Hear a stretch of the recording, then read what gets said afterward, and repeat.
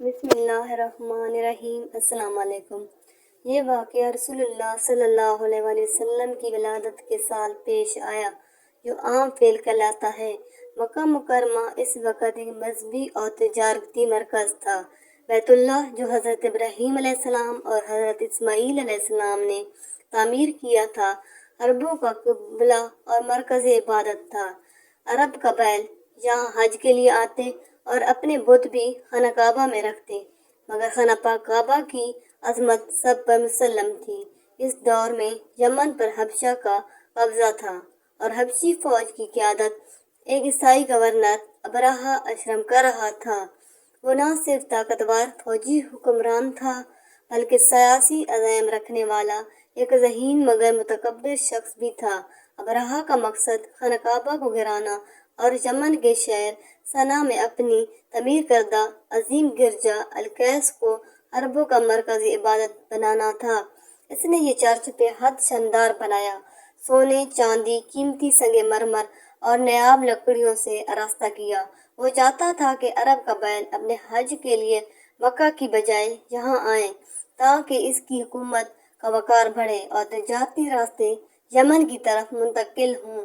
تاریخی کتاب میں لکھا ہے کہ جب عربوں کی اس کی خواہش معلوم ہوئی تو انہیں سخت غصہ آیا۔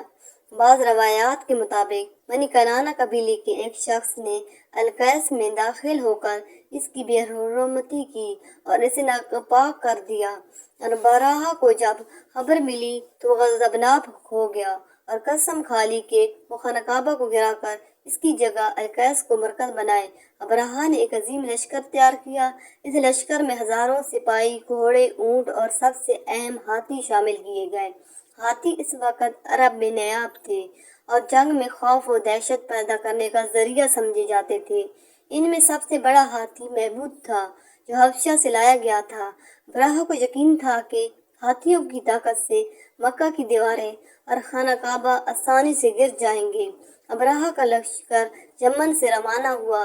راستے میں جو بھی قبیلہ مزاحمت کرتا اسے شکست دی جاتی اور علاقے کو تباہ کیا جاتا۔ جب وہ مکہ کے قریب پہنچا تو طائف کے قبیلے ثقیف قبیلے نے اس سے تعاون کیا، کیونکہ وہ سمجھتے تھے کہ ابرہہ کی طاقت کے سامنے کھڑا ہونا ناممکن ہے۔ مکہ میں اس وقت عبد المطلب بن ہاشم نبی صلی اللہ علیہ وسلم کے دادا سردار تھے۔ ابرہہ نے خانہ کعبہ کو گرانے سے پہلے عبد المطلب کو پیغام بھیجا۔ عبد المطلب بڑے وقار اور شان سے اس کے خیمے میں گئے۔ ابرہہ ان کی شخصیت سے متاثر ہوا اور تخت سے اتر کر ان کے ساتھ بیٹھ گیا۔ عبد المطلب نے ابرہہ سے اپنے اونٹوں کی واپسی کی درخواست کی، جو لشکر نے ضبط کر لیے تھے۔ ابرہہ حیران ہوا اور کہا، میں تمہارے کعبے کو گرانے آیا ہوں اور تمہیں اس کی فکر نہیں بلکہ اونٹوں کی فکر ہے۔ عبد المطلب نے جواب دیا، میں اونٹوں کا مالک ہوں، اسی لیے ان کا مطالبہ کرتا ہوں، اور کعبہ کا مالک اللہ ہے، وہ خود اس کی حفاظت کرے گا۔ ابرہہ نے اگلے دن کعبہ پر حملے کا حکم دیا۔ فوج نے ہاتھی محمود کو آگے بڑھانے کی کوشش کی، لیکن حیرت انگیز طور پر وہ مکہ کی طرف قدم ہی نہیں بڑھاتا تھا۔ جب اسے یمن یا شام کی طرف موڑا جاتا تو چل پڑتا، مگر مکہ کی سمت مل کر بیٹھ جاتا۔ اس وقت آسمان پر ایک عجیب منظر نظر آیا۔ چھوٹے چھوٹے پرندوں کے جھنڈ، جنہیں قرآن میں ابابیل کہا، آسمان سے اترنے لگے۔ ہر پرندے کے پنجوں اور چونچ میں 3 کنکر تھے۔ یہ کنکر معمولی نظر آتے تھے، مگر اللہ کے حکم سے ہر کنکر پتھر کی طرح مہلک تھا۔ یہ کنکر لشکر کے سپاہیوں پر گرتے اور ان کے جسموں کو ایسے چیرتے جیسے گوشت میں چاقو۔ لشکر میں بھگدڑ مچ گئی، ہاتھی مرنے لگے اور ابرہہ کا پورا لشکر تباہ ہو گیا۔ ابرہہ خود بھی زخمی ہوا، اس کے جسم کا گوشت گلنے لگا اور وہ اپنے ہی وطن کی طرف بھاگا، مگر راستے میں اس کا جسم ٹکڑوں میں بکھرتا گیا اور وہ ذلت و رسوائی کے ساتھ مر گیا۔ اللہ تعالیٰ نے اس لمحے کو سورۃ فیل میں ان الفاظ میں بیان کیا، کیا تم نے نہیں دیکھا کہ تمہارے رب نے ہاتھی والوں کے ساتھ کیا کیا؟ کیا اس نے ان کے مکر کو برباد نہیں کر دیا اور اس پر جھنڈ جھنڈ پرندے بھیجے جو ان پر کنکریاں پتھر پھینکتے تھے، پھر انہیں ایسے کر دیا جیسے کھایا ہوا بھوسا۔ سورۃ الفیل۔ اللہ کے گھر کی حفاظت اور خود اللہ کرتا ہے، چاہے دشمن کتنا ہی طاقتور ہو۔ غرور اور تکبر انسان کو ہلاک کر دیتا ہے۔ اللہ کے لشکر صرف انسان نہیں بلکہ چھوٹے چھوٹے پرندے بھی بڑے لشکر کو شکست دے سکتے ہیں۔ یہ واقعہ اتنی شہرت کا باعث بنا کہ عربوں نے اس سال کو عام فیل کے نام سے یاد رکھا۔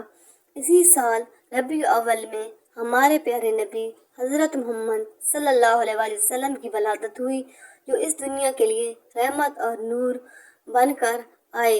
ابرہہ نے اپنے لشکر میں کئی ہاتھی شامل کیے تھے، مگر ان میں سب سے عظیم اور خوفناک ہاتھی کا نام محمود تھا۔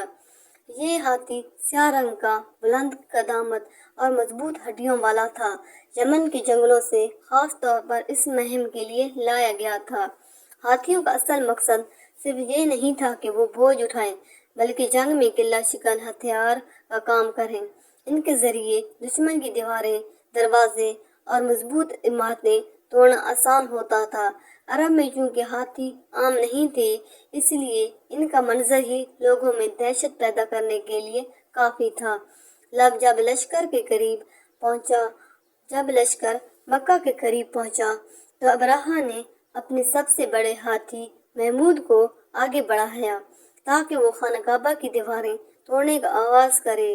اس وقت مکہ کے لوگ دور پہاڑوں اور وادیوں میں پناہ لیے ہوئے تھے۔ وہ اپنے مقدس گھر کو بچانے کی طاقت نہیں رکھتے تھے، مگر ان کے دل اللہ پر یقین سے بھرے ہوئے تھے۔ جب محمود کو کعبہ کی طرف بڑھایا گیا تو ایک عجیب واقعہ پیش آیا۔ اچانک محمود ہاتھی کا سوار نے اسے آگے بڑھانے کے لیے نیزہ چبایا، مگر محمود نے اپنا سر جھکا کر زمین پر ٹکا دیا اور مکہ کی طرف ایک قدم نہ بڑھایا۔ لوگ بیان کرتے ہیں کہ محمود کی آنکھوں میں ایک خاص خوف اور عاجزی پیدا ہو گئی تھی، جس سے وہ دیکھ رہا تھا کہ اس سمت میں کوئی عظیم طاقت کھڑی ہے۔ جب اسے شام کی یا یمن کی طرف موڑا جاتا تو وہ فوراً چل پڑتا، مگر جیسے ہی مکہ کی سمت رخ کرتے وہ زمین پر بیٹھ جاتا اور ہلنے کا نام نہ لیتا۔ یہ منظر لشکر کے لیے حیران کن اور پریشان کن تھا۔ ابرہہ کو غصہ آیا اور اس نے حکم دیا کہ ہاتھی کو زبردستی آگے بڑھایا جائے، مگر اللہ کا حکم آ چکا تھا۔ ابرہہ کی فوج آگے نہ بڑھ سکتی تھی۔ جب یہ کشمکش جاری تھی، اچانک آسمان پر ایک غیر معمولی منظر ظاہر ہوا۔ چھوٹے چھوٹے پرندوں کے جھنڈ نمودار ہونے لگے، جنہیں عربی میں ابابیل کہا جاتا ہے۔ یہ پرندے نہ تو کبوتر تھے نہ چڑیاں، بلکہ ان کی شکل عام پرندوں سے ذرا مختلف تھی۔ ان کے پروں میں چمک، پرواز میں ایک عجیب ہم آہنگی اور نگاہوں میں ایک عزم جھلکتا تھا۔ ہر پرندے کے پاس 3 کنکریاں تھیں، ایک چونچ میں اور 2 پنجوں میں۔ یہ کنکریاں بظاہر معمولی نظر آتی تھیں، مگر حقیقت میں وہ دوزخ کی سختی رکھنے والے کنکر تھے، جو اللہ کے حکم سے مہلک ہتھیار بن چکے تھے۔ پرندوں کے جھنڈ لشکر کے اوپر آ کر اڑنے لگے اور پھر باری باری کنکریاں برسانے لگے۔ یہ کنکر نہ زمین سے ٹکراتی نہ کسی دیوار سے، بلکہ سیدھی فوجیوں کے جسموں میں پیوست ہو جاتی۔ جس سپاہی پر ایک کنکری لگتی وہ چیخ مار کر گر جاتا۔ یہ کنکری جسم کی ایک طرف سے داخل ہو کر دوسری طرف سے نکل جاتی، گوشت کو جلا دیتی، ہڈیوں کو توڑ دیتی اور بدن کو راکھ بنا دیتی۔ ہاتھی بھی ان کنکریوں کی زد میں آئے۔